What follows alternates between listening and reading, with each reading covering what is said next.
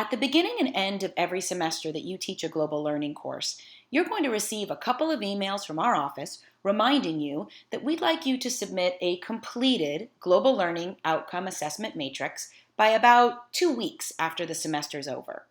So let's take a look at how easy it is to complete a matrix. We're going to use this annotated completed matrix. You can download it also from this page. The first thing you're going to want to do after you download the matrix is to click on the header in the Word document, fill in your name and the semester that you're submitting your matrix. We'll start over here with the left-hand column of the first page. You're not going to do anything with this column. It's going to stay the same from semester to semester, year to year, because these are the graduation level outcomes and the course outcomes that were approved by the Faculty Senate. In the center column, you're going to simply record what you did in your course to assess each of the outcomes.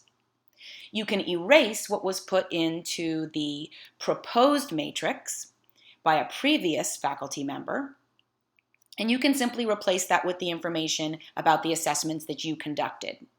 Just describe what you did in the assessment activity artifact.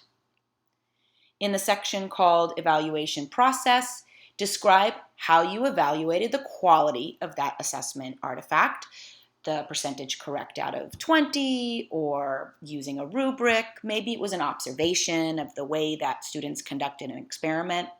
Just describe how you evaluated it here.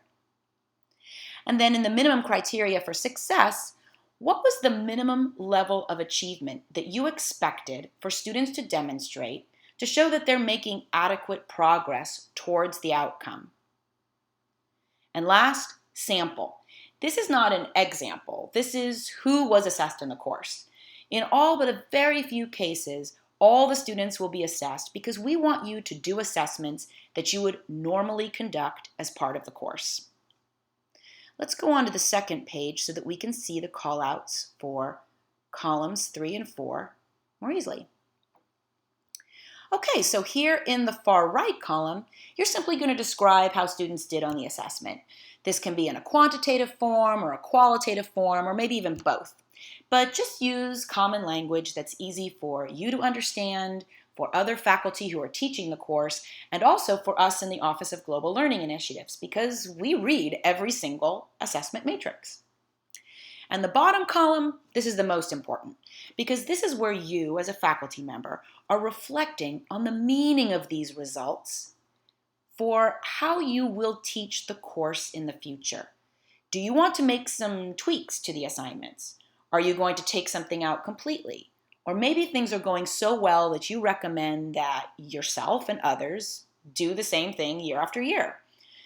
If there are some resources that you need or some plans for making major changes, we really like to see these because we use those to better understand what works and what doesn't in FIU's global learning courses. We take notes on all of these, and if we notice that there are some large trends, we might provide more professional development or other resources. Specifically, we have a global learning librarian because of some of the things that people have been putting in their use of results. All right, so this is a completed matrix, and you can easily download this particular annotated matrix so that you can refer to the directions in the future.